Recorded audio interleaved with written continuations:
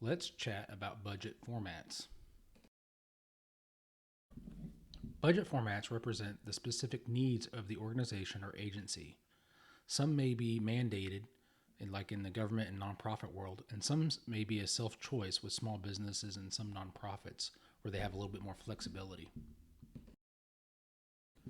We're going to talk about a few basic budget types, and there's more than this, but these are the basic ones. We have the object classification or the line item budget, a program budget, a performance budget, the running budget, and a zero-based budget.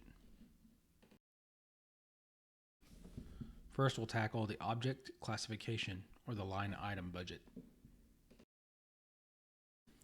The line item budget is probably the most commonly used budget format. It relies on a coding system of predetermined categories, and we'll go over those a little bit more. And each budget line represents an expenditure or class of expenditures. Again, we'll have a little bit more of this here in just a second. So with a line item, something might become a classification within subclassifications. So this could be personnel costs included within something else, or we could have something within programs, within maintenance and stuff like that. So if we run like a line item budget with a program being the main line item and personnel costs underneath it, we can see that on the program we'll have supplies, personnel, stuff, so on and so forth. Or we could do personnel as its own line item altogether. But overall, each line item can be subdivided into smaller classifications, and we'll look at that further.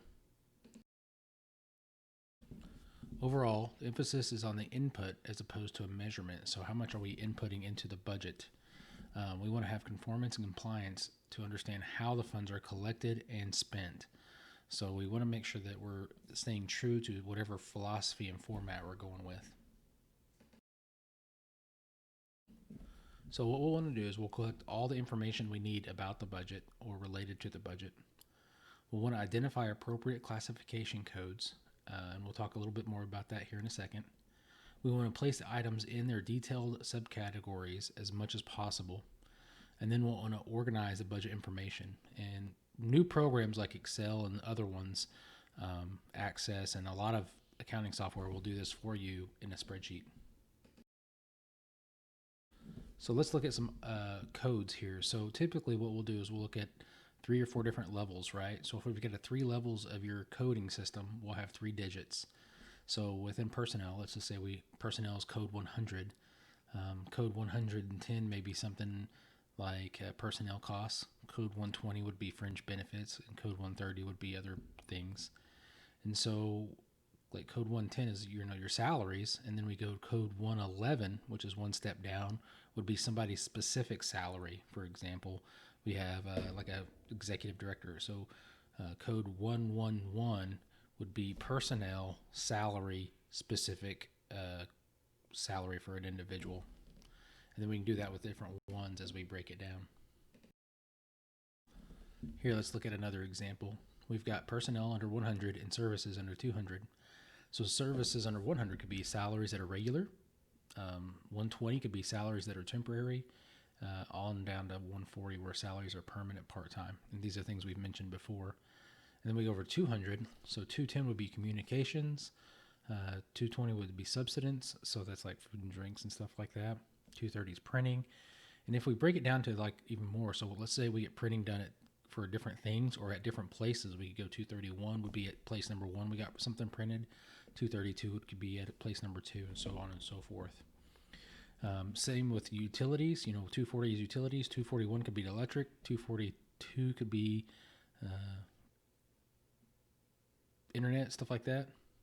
243 should be water. Whatever it may work out to be. Another way you could do this is breaking it up into different codes where we have, instead of doing it like the 241, 242, 243, we could have break it up into a different coding system, so to speak. So we have the first number would be 24, which would be recreation. Let's just say there's a lot of different departments, right? Department number 24 is recreation. Under that, we have a code of 110, which would be regular salaries. Under that, we have arts. So let's just say, we have some supplies we need either under 110 or under 24. And then within that, we could say we have pottery supplies we need. So there's different ways we could work this, but each thing gets its own code specifically, so that we can organize it in different ways when we go to our spreadsheet.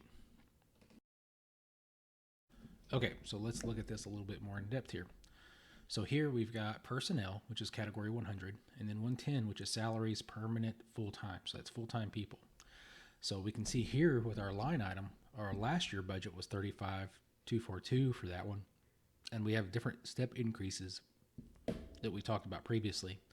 So we can see a progression from one to the next to the next. And then the same thing with like salaries temporary. So we see that last year we spent 2,500. This year we spent a little less. Maybe we had different programs or different priorities. And we know next year we're going to be spending even more based on what we're doing. And then we can go down to salaries part-time, and we can see that it fluctuates a little bit too. And these are projections based on information we have. And then we can go down to services contract and substance and support. Got my tongue tied. You can see we don't have any things in those categories. But then we look at storage and care of vehicles. We have different values there. And then under other things, we have pool chemicals and program supplies. So that concludes our line item or object classification budget overview. I would encourage you to check out some examples through, just do an internet search of line item budgets is the most common term, and just look through some.